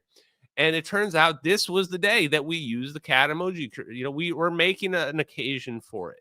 We've made an occasion for it. When you're talking about something so ridiculous, but also real at the same time, where you just like, that's the cat crying emoji time. Another great question I just saw in the chat. Can't be missed. How many collared shirts do you own? Great question. I probably had, great question, great journalism here, 18 or so. And then I got rid of like 6 old ones. And I've probably bought like 10 new ones over the course of the last year, maybe a little bit more. So like 20, 24, quite a lot. When you do a lot of recording of stuff, you want to look decent, but I don't want to look like an overproduced douchebag at the same time. I also just bought like 10 more shirts, chat. Ooh, we got in on those post-Christmas sales. I bought like 10 more shirts. God, they better fit. So when they come, fashion show. OnlyFans, members only fashion show. $100 cover charge to get in. Just me changing shirts the whole time. There'll be a lot of deep V's, chat. A lot of deep V's. People out there wondering, is he real? Well, maybe he is. Maybe he's not. Okay, let's get serious, chat. I've got another amazing video for you in a night filled with amazing videos. Oh, man. Now we start getting into the controversial stuff, chat. Oh, not quite yet. Oh, you know, I think this is pretty controversial.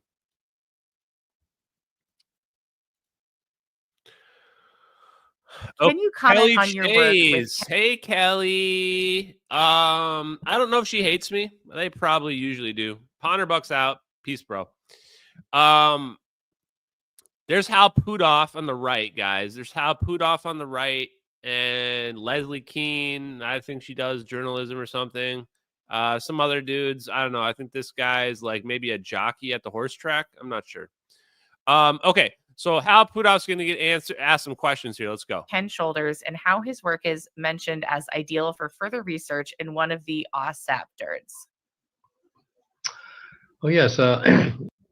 Which one of you asked this question? Which one of you? I heard this question and I went, okay, that was one of my followers. That was one of my followers. No question. No way somebody just randomly asked about Ken Shoulders and the DIRDs. On your work with Ken Shoulders and how his work is mentioned as ideal for further research in one of the OSAP DIRDs. Hold on.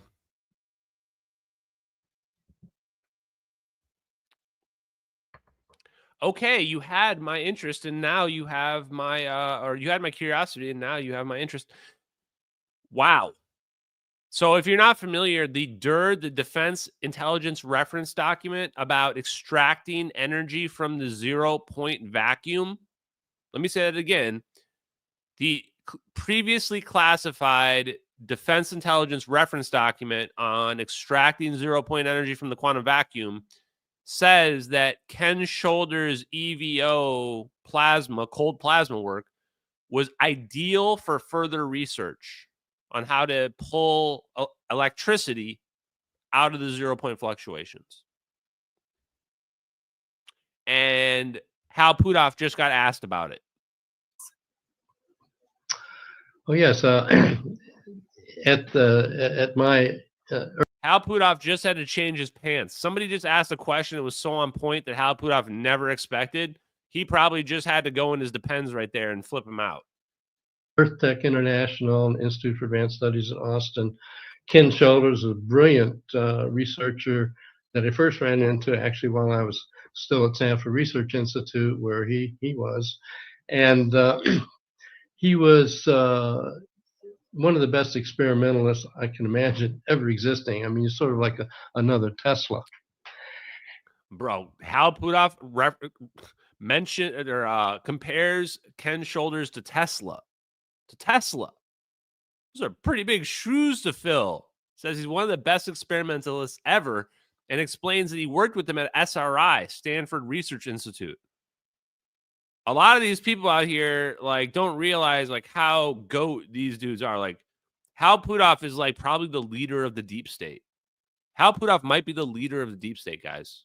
He might be the leader of the Majestic 12, which is like the secret cult of smoking guys that control our destiny.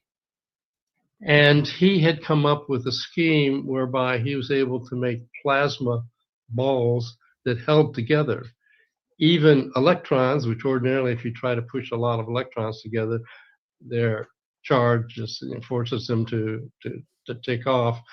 But he was able to build devices that actually concentrated them into little, actually circular distributions of intense electron charges. Well, wow. I guess I'm still getting Christmas presents, chat. I guess I'm just getting Christmas presents like after Christmas still. Thank you for the belated Christmas present. I will accept it. Wow. So here's what's crazy, chat. What I want to bring up, a little side note, very quick side journey. One of the things that stuck out to me from my calls with AARO and this military guy, he mentioned that he highly respected Hal Putoff. What? Why does the AARO know who Hal Putoff is? And why does some random guy in the AARO, why does he highly respect Hal Putoff? This is the thing this is like the thing that's so bizarre is like the Chris guy from earlier, he believes in remote viewing and he respects Hal Putoff, but he thinks that all the rest of this stuff is all fake. The AARO people that are all super blue-pilled and they think that all this stuff's explainable, but then they like highly respect Hal Putoff, who's like talking about remote viewing and, you know, engineering the space-time metric. How do they? This is just so bizarre to me. And here he is explaining Ken Shoulders, and he's just casually explaining exotic vacuum objects, the exact thing that I've been talking about for a year and a half now, casually explaining it. I'm going to go full screen on this part. He was one of the best experimentalists I can imagine ever existing. I mean, he's sort of like another Tesla. And he had come up with a scheme whereby he was able to make plasma balls that held together even electrons, which ordinarily, if you try to push a lot of electrons together, their charge just forces them to take off. But he was able to build devices that actually concentrated them into little, actually circular distributions of intense electron charges. And so we looked into trying to figure out how could that possibly be, and so that took us into a whole new area of the possibility of quantum electromagnetic phenomena, what we call the quantum vacuum electron-positron distribution that underlies most of our physics. That if you dig into at that deep a level, you can get new effects, and it appeared that that's what he was kind of tapping into. And so we examined that from the standpoint of, well, is this a way to tap vacuum fluctuation energy that might be a new energy source? And got some evidence that might be the case.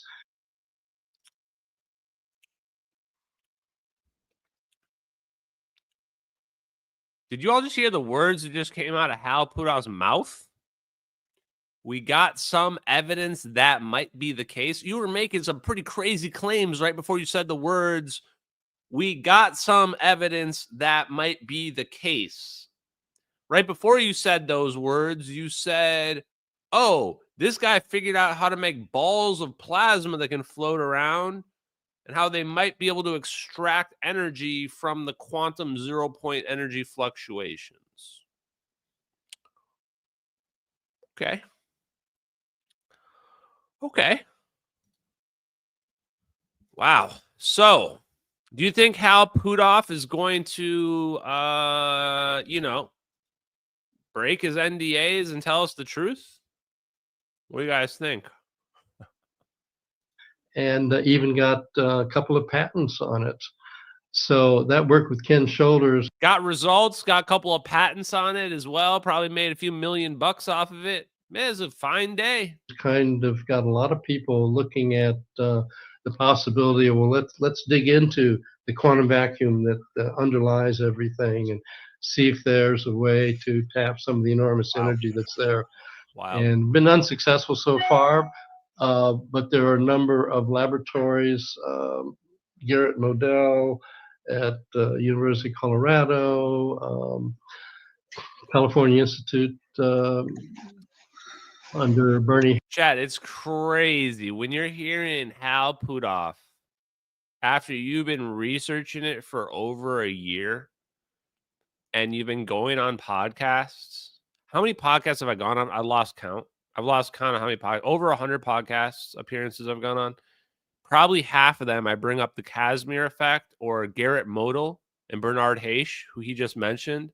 That's the Casimir cavity patent. The one I keep telling you guys about with trampoline. I was just talking about last night on another podcast, last night live. It's like this is literally him explaining it right here. Garrett Modell at University of Colorado, Professor Emeritus. California Institute, Bernard Haisch. Under Bernie Haisch and so on. So people are going forth with experiments. So there's a possibility that that's the Casimir cavity patent. That's the one that I keep joking about, saying I'm going to steal the Casimir cavity patent when it expires in 2026, which I plan to do. FYI, if you guys don't know, the technology patents only last for 18 years, which might seem like a long time, 18 years, but it's really not. Media patents, like media trademarks and stuff, they last for like 75 years or longer. And for 18 years, like it can take years for you to develop your thing. So if you patent it and then you start developing it, you might not even hit the market until like you might only have like 10 years or less of marketability for your product. I feel bad for Bernie Haisch and Garrett Modell, but my guess is they're worth a lot of money probably. So when we steal their Casimir cavity patent, I don't think they'll be too upset. Let's hit up a couple donations real quick. Ever heard of Hellstrom theory? No, I have not heard of that, but thank you very much for your donation. Appreciate you, DC.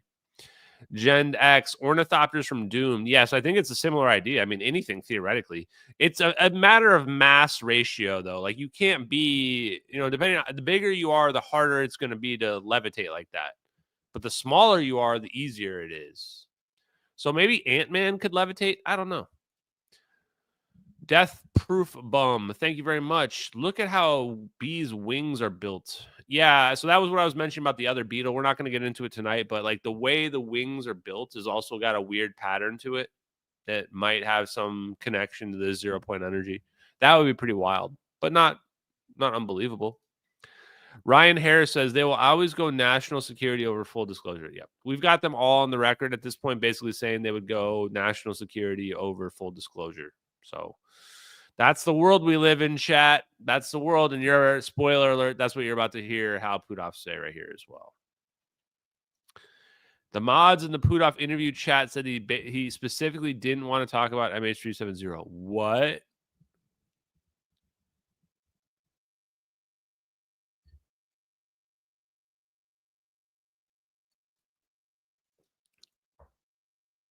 Does somebody have a clip of that? Did somebody pull a screenshot of that? Wow.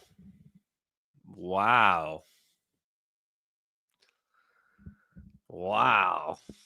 Oh, I know why. Why would okay? So this is a great segue, real quick. Why would Hal Putoff not want to talk about the MH370 videos? MH370 was banned from questions. I can confirm. Where is that? Have we broken through the zeitgeist that much where people were going to spam Hal Putoff with MH370 questions? I guess so. I guess I'm underestimating you guys. I didn't think that would be a huge thing. But you know what? It kind of feels like it is every time now because we've entered the zeitgeist. People are wondering about it. People are wondering, do we have this advanced technology? And people are wondering, is Hal Putoff connected to it? And I'm basically pointing the finger directly at him. Who else could there be, man? Guy's like 90 years old. He's an old school guy. He's been around the block. He's connected to potentially, I've heard rumors of CIA, naval intelligence. Like he developed one of the first tunable lasers. He had a project where he was developing a computer that was 1,000 times faster than computers at the time. You know, the guy's extremely intelligent. But the reason why he doesn't want to talk about MH370 is pretty simple. He knows the videos are real, and he doesn't want to have to come out with an official position on it, right? Because those videos, here's the problem for Hal Putoff, is that the videos prove that Hal Putoff deserves a Nobel Prize. The videos prove that zero-point energy is real, that the science there is proven. It's like he can't come out and lie because he's going to be looking at his own science on the videos. And he's going to go, of course, I know that's real. So imagine your type of situation where you're like, I've got NDAs. He's looking at his own science, his own physics on display right there, right in front of him. He has to lie. He's required to lie about it. He doesn't want to do that. That's the reason why he doesn't want any questions on MH370. So, and that's respect to him. Respect. He's an old school spook. I respect the world that he came from. I respect the knowledge that he's given us to get to this point. We'll take it from here. We don't need him to be a whistleblower. We don't need Hal Putoff to whistleblow on this whole thing. Hal Putoff can rest easy knowing that he did what he had, what he needed to do, and he, you know, got as many scientific papers out there so that someone like me and all of you guys could find them and then blow the lid off of the physics and the science of all this stuff. And we will one day. We will, guys. Thank you for that donation, brother. Appreciate you, Giuliano. I hope. Okay, pretty crazy. Let's let him keep going. Maybe new energies to tap that would actually be useful as an energy source, for example, although success has not yet been achieved, so it's still an unknown. But nonetheless, that's where Ken Scholer's work. That's where you lied. You don't need to add the part about success has not been achieved unless you're lying. If you hadn't achieved success, you would be optimistic about it. You'd be like, we're going to get it figured out soon. But instead, it's like, and this is like, you know, he's like, we've had positive experiments, but like we haven't got success. What the hell does that mean? Just a second ago, you said you've had positive experiments. You've got a scientific paper that says it's optimal for future research. This guy figured this stuff out in the 90s. It was 30 years ago, 35 years ago.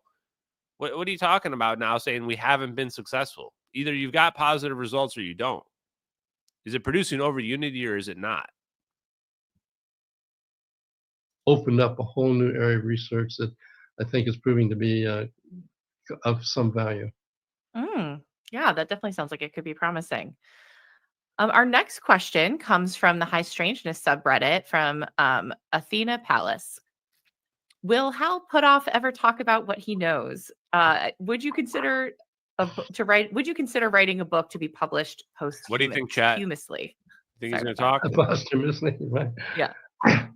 Yeah, I've thought about it. My family is pushing me to do it. Of course, there are a lot of books out there already about everything I've done. So, but in terms of postulating or actually putting in print what I know from being involved in these programs, I'm still a patriot, and I still follow the laws of national security establishment. And so if something is being kept back under secrecy, I'm not going to violate that. So even in a posthumously published book, I would not say things that I've convinced are national security secrets. So I might do that, but if somebody's looking forward to reading it, to suddenly have everything spring. So no is the answer. Well, that clip's still insane. So now we understand it. Hal Putoff is never, ever, ever gonna spill the beans. This also explains why he can't talk about the MH370 videos, because he wants to win a Nobel Prize posthumously, potentially. I mean, Hal Putoff's going to win a Nobel Prize. I'm going to see to it that his space-time metric engineering paper or gravity is 0-point fluctuation for it, whatever one they want to give him. He's going to get his Nobel Prize. Hopefully he's still around on this earth, but my guess is it'll be after he's passed away. And he wants to uphold all his oaths, you know, and he can't come out against his own work. If he were to come out and say those videos are fake or beat around the bush on it at all and get caught in a lie, then he wouldn't be able to get a Nobel Prize later on, because then it would be deceptive, you know. A lot of these guys, it's a matter of like what they don't talk about is probably how you really want to think about it. Like the stuff they don't talk about is the stuff, and they don't generally lie that openly, although he casually lied there about not getting success, which is pretty wild. Big Bang Theory is incorrect. Redshift data actually says light is traveling through the ether. I think it's possible. Yeah, I think it's controversial, but I certainly think it's possible. Giuliano, appreciate you, brother. Ryan, thank you. Yes, all these guys are pro deep state before full disclosure. Yeah, it's kind of crazy, huh? It's kind of crazy to just watch it. Now that you've got like perspective to watch them and see how they act and see all this stuff. And Gabe, thank you very much, man. The reason why this is red is because you've donated a lot. So thank you. I appreciate you, man. Okay. What was next? I was going to show the Stargate thing. It is weird. So Trump announced this thing, Stargate, $500 billion to for American jobs and AI. My guess is that it's not going to be what it's all kind of cracked up to be. But the name is interesting. The name Stargate's interesting because it refers to a Hal Putoff remote viewing program where he was working with, I think, Russell Targ. Stargate. So they're using the same terminology, and that kind of lets them cover up some of these old programs if you reuse the name, because then if you search for Stargate in Google, you get all this Stargate new news stuff. It prioritizes new stuff over older stuff. So it kind of hides some of that older content. So I was going to go and pull up the whole Stargate thing, but anyway, I just gave you the whole news for it. So there you go. You're all caught up to speed. Honestly, guys, if you've been watching this stream for the last hour and 40 minutes, you're probably more caught up on the news than like most people that watch cable news. And we haven't even been trying to do the news. It's just been randomly coming up today. Okay. Last thing for tonight. Oops, let's close this one. One more time, here's the collection for the hat. I noticed I was looking at this collection list here, and the hoodies are available as well, I think. So I don't know if these are going to be limited time. I don't want to try to, make you have fear of missing out or whatever they do to people. I'm not really one of those people, but they might be limited time, chat. Oh, they glow in the dark as well, by the way. They're embroidered. So, yeah, if you want to know about the quality of these hats, it's embroidered on here, and it glows in the dark. In fact, let's just see if it works. I mean, I don't know if it's been in the light long enough, but we're going to check it out. Ready?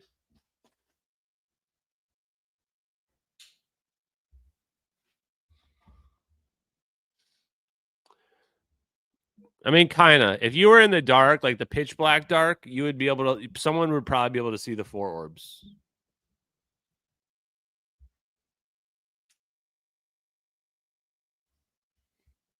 Okay. And there's hoodies. I might even have to buy one of these hoodies myself. I might have to, guys, I might have to grift myself. What if I buy one of my own hoodies? Let me look at this. Oh, yeah. That looks nice, dude. I like that a lot. I'm going to have to get that. $65? Shit, man. Grifting ain't cheap. Also, this shirt is my favorite here. This one's okay, but these other ones are great. Oh, yeah, the Sibbers ones are good, too. I think what I want to do is I want to have a changing collection so that like if you get one of these at a certain time, like that was your time. The problem is the 4 orbs one is too generic, so maybe we'll do that in later. Okay. There you guys go. Ooh, we did a little grifting. Did a little grifting, chat. Wait, did I put the link in the chat? There it is. How much have I made being a YouTube rock star? It's hard. It's hard to count up money, chat. Put it this way: less than you would make at McDonald's. Less than you would make at McDonald's. Let's put it that way. Let's put it this way: I have to work 2 jobs. I have to work 2 jobs. Okay, let's switch over to this other video. I think this. Oh no, there's 2 things I want to go. Last one. Oh, I forgot about the Liechtenstein thing. Okay, so I was watching this clip, man. What is this? So Stephen Greer definitely fell through when it came to disclosure. He was supposed to provide some whistleblowers or some shit. I don't know. St. Moritz, awakened in the wee hours of the morning. He couldn't convince me. The Prince of Liechtenstein couldn't convince me of the evil nature of the aliens and to join him in the exposure of this to the public. But let me digress a minute. He told me the main reason he funds David Jacobs at Temple University, not our witness, Robert Jacobs. Okay, wait. So hold on. The Prince of Liechtenstein funds the David Jacobs University at Temple University or something. What's going on here? Person, David Jacobs, Bud Hopkins, and the other abduction people, is that he wanted the information to go out to the public about how horrible these evil aliens are, and that we need to Real Dracula, maybe? Same language right into it. And it was a very interesting dilemma. He says, that's where all the money's been coming from. The Prince of Liechtenstein and Bigelow, Colonel Alexander, and the intelligence community. That's why I say, if you want to get a lot of money in ufology, you set up something demonizing and defaming extraterrestrials that can build into their desire to enter into war in space and spend trillions of dollars on a hoaxed battle with the extraterrestrials, which Bernard von Braun told Carol Rosin.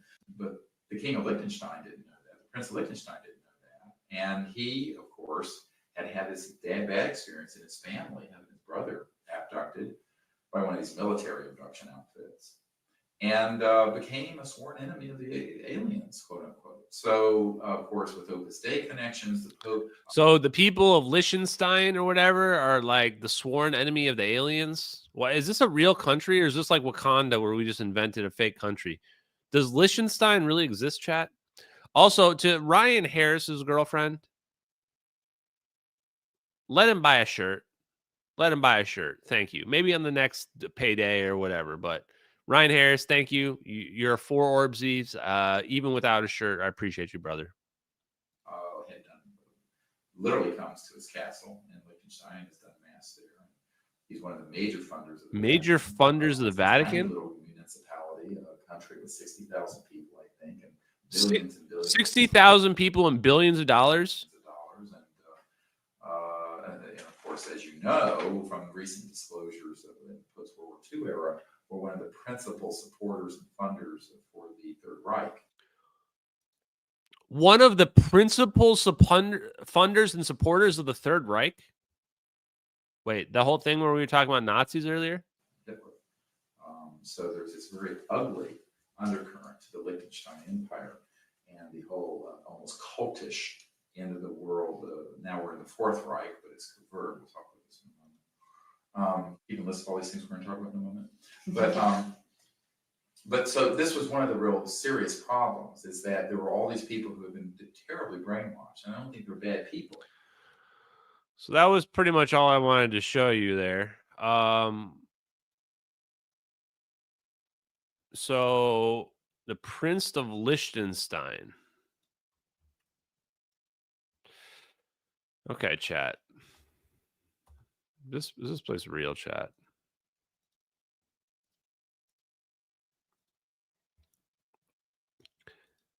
So it's a real country. Where is that? Where the hell is this? So it's just in the middle, like above Italy over here somewhere? Some tiny country here? Some super tiny country? The GDP is only $7 billion. How can the GDP be that low? $5 billion. This is smaller than a lot of companies. This is tiny. The population is 40,000 people. 40,000 people? Per capita, that's $200,000 per person. Do you guys realize how much that is? Or the GDP is 100,000. Even no, yeah, 200,000 per person. That means on average, every person makes $200,000 in Liechtenstein. That's a lot of money coming through that place. Huh. Okay, you know what? I'm going to speculate. Baseless, callous, reckless speculation. What if, crazy thought. Okay, hold on. Buckle up, everybody. Buckle up. Rant number 2. Might be higher than number 2. I lost count. What if there is a breakaway civilization?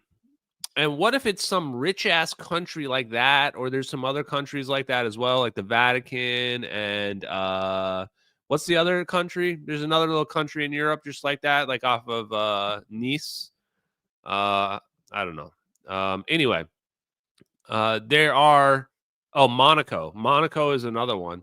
What if one of these little countries, like, basically funded the Nazis doing their Die Glock research, their anti-gravity research, and then they took over that technology after the war because the labs or whatever were multinational all over the place.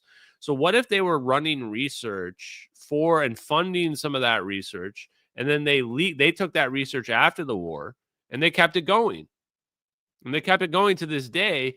And what if some of those countries have like magical orb technology now? What if we've got a real life Wakanda situation going, but instead it's like Liechtenstein or like Monaco or the Vatican or one of these other crazy like countries that's just been accumulating wealth and power for decades and decades and centuries? What do we think, guys?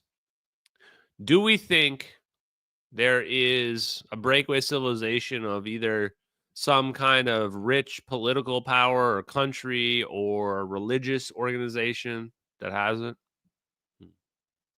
I don't know. He funded Shoulders Orbs. Anyway. Okay, last thing for tonight, guys. So Liechtenstein, interesting. I am going to be paying much more attention to the country of Liechtenstein and who they're funding in the UFO thing. Because that was Stephen Greer randomly like, oh, I went to Liechtenstein and spoke to the prince and the king. Like, what? What are you talking about? Why? Why were you there? Who told you should go to Liechtenstein? Makes no sense. Must be some reason why he was going there. So something's up. Something's weird about that video for me. Okay. Oh boy, chat. What a live stream we've been having. Oh, look at this guy. Look at this douchebag over here on the left. So this is Bob Greenier's O-Day video. And we'll put some sound on so we can hear ourselves think. And it's very interesting to see because your platform, Ashton, has been the most open about it. And I love it. I have plausible deniability. It's like, oh, if I accidentally give away the secret sauce, well, I didn't know. So that's what I love about open source. You know what makes me laugh? You know what makes me laugh? A lot of this shit is on the web. It's just that's what makes me laugh. It's considered pseudoscience. It's so shat upon that everybody dismisses it out of hand. Right. Oh, speaking of something they're gonna dismiss right out of hand, because remember, Hawking brought to us the whole idea of chronological protection, the idea that you that cutscene I did there was great, by the way.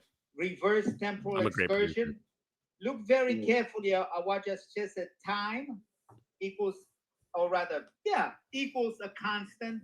This constant has a lot to do with breaking the Schwinger limit, but I'm not gonna go into it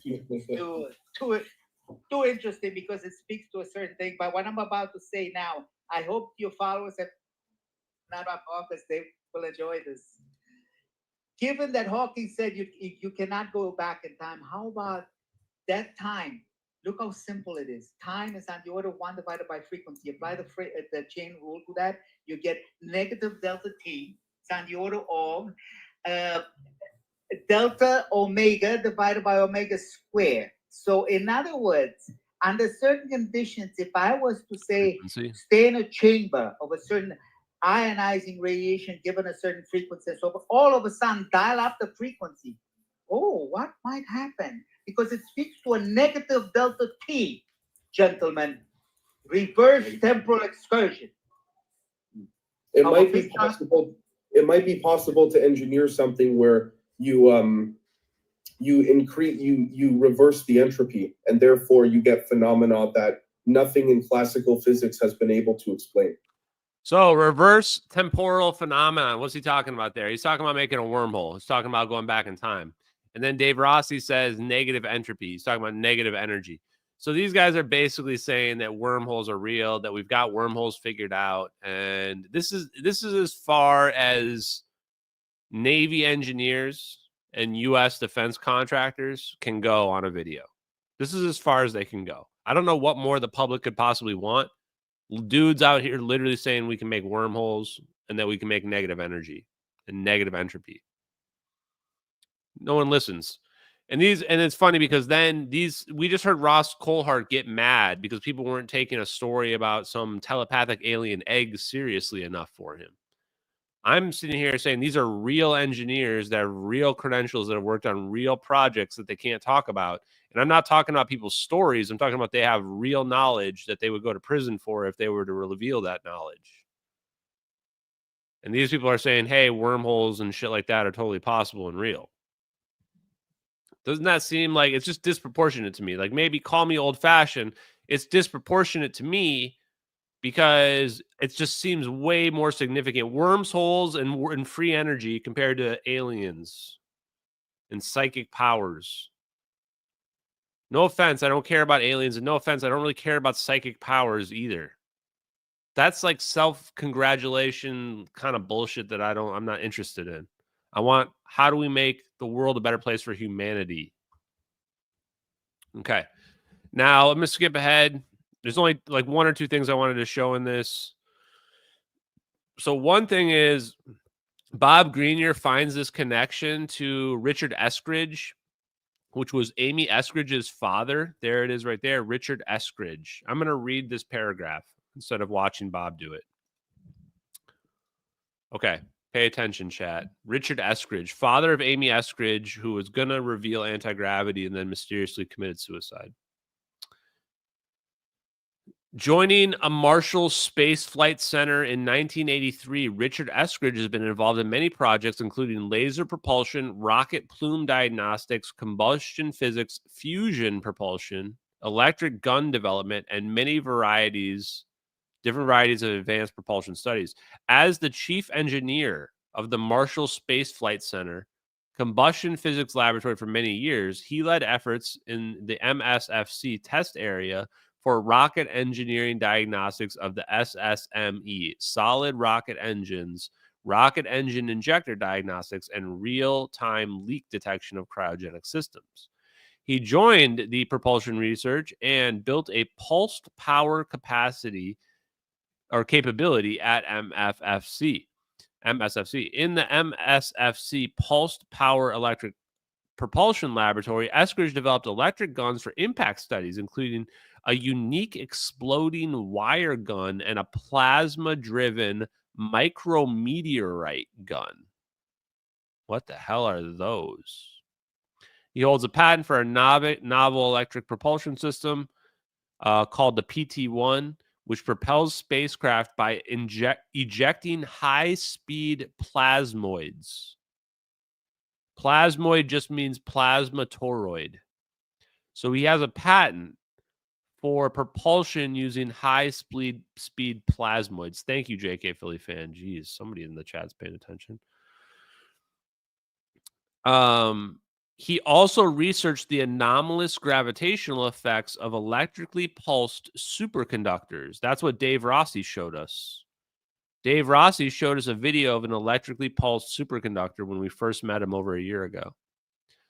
In 2012, he became the lead technical advisor for the Marshall Space Flight Center Propulsion Research Development before retiring in 2016 after 33 years. So basically, this guy has all of the right credentials that I would expect to know that anti-gravity is real, and probably that cold fusion is real as well. If you look at his research papers, it's all about fusion propulsion using plasmoids. What? What? And then his daughter randomly commits suicide after, like, she was supposed to reveal the 0-point reveal, you know, anti-gravity. Anyway. Rabbit hole. Why do you always say weird? Why do you say always weird? Always? I don't know, man. Won't the new blue beam just be deleting cities with orbs, blame aliens? Yeah, probably. Yeah, maybe it's going to be like Watchmen. Yeah, I think that whatever dystopian future you can imagine, that's probably going to be how it plays out. So thank you. As Milk, thank you very much for the donation. What are your thoughts on Chris Bledsoe? I can't really tell. I can't tell with the psychic power stuff, man. I feel like the problem with the psychic power stuff is sometimes they get it and sometimes they don't. And it's like, okay, well, are you doing it more often than random or not? I don't know. It could be legit, though. I mean, maybe. Maybe. I'll believe anything you show me evidence for. And then Pierre says, what a good time to be alive. Good work. Yeah, exactly. Okay. So Richard Eskridge. He was the lead technical advisor for the Marshall Space Flight Center. That's NASA Marshall Space Flight Center, okay? Huge position. Lead technical advisor. Seems like an important position.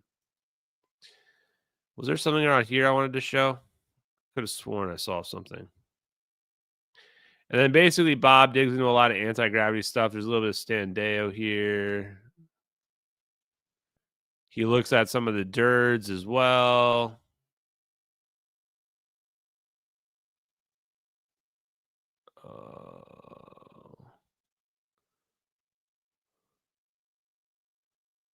There's something here. I can't remember what it was, though. Oh, it's right here. These crenulate. Oh, here it is. This is the part. I found it. Okay, so this is Bostic, guys. So welcome to Science Lesson. Winston Bostic was one of the first people, if not the first, to discover plasmoids. So Ken Shoulders' work was based on Bostic. This is the Bostic right here. Propulsion. But what this is a deuterated titanium electrode, produces a current loop, very high current pulse, short duration, forms this loop, and that comes off, and it's a fixed current loop, and it has these magnetic colloidal moments on there, and so on. And so basically you end up with two yin and yang structures coming together in the center. Now, this was solved by Shoulders and is solved by nature, because nature, in the form of the bee, has the exotic vacuum objects coming off in a torus, and so does Ken Shoulders. And I think Ken Shoulders probably got his work from the electrical particles of matter ray gun in the 1930s of Nikola Tesla. Okay, so these are your various kind of smoke ring toroids, and remember that the first person we were listening to today talked about the smoke ring type, but charge cluster. Oh yeah, the smoke ring. A charge particle. So the last thing I want to say is the smoke ring. The smoke rings are. This is how we derived off. I think I'd have it in my X profile. The smoke rings, the toroidal shape. If you're curious about the toroidal shape of all this and all the physics and the science, then seeing the smoke rings is really important, because the smoke rings show us that there is this nature to the smoke that we can that isn't natural. Here it is. Oops.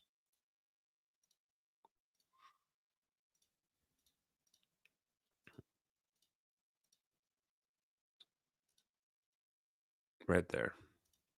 So look at that toroidal structure. You're looking at a toroidal structure right here. If you don't know what a toroidal structure is, that ring you're looking at is a toroid. That's a toroid right there. Watch how the smoke wraps around the toroid. That's exactly how electromagnetism works as well. The magnetic fields spin around the toroid like that. So the shape itself is actually some kind of natural shape that gets produced. You see it all the time. I mean, why is the smoke not dissipating faster?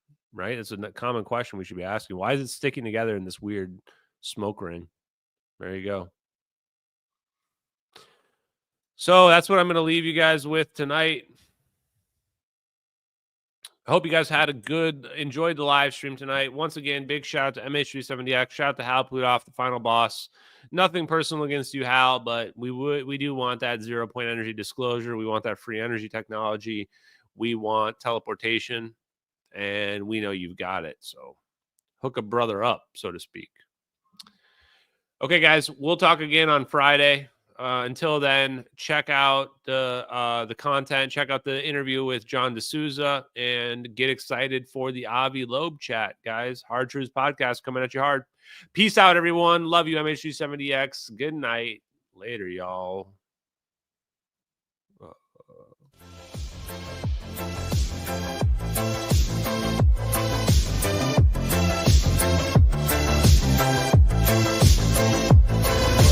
Infrared eyes, scanning the black, tracking the heat, never turning back.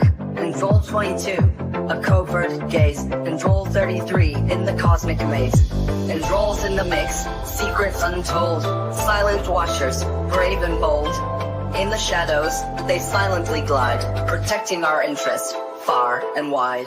As Spears, sentinel of the night, watching over with infrared sight, alerting us to threats afar, guiding our defenses like a guiding star.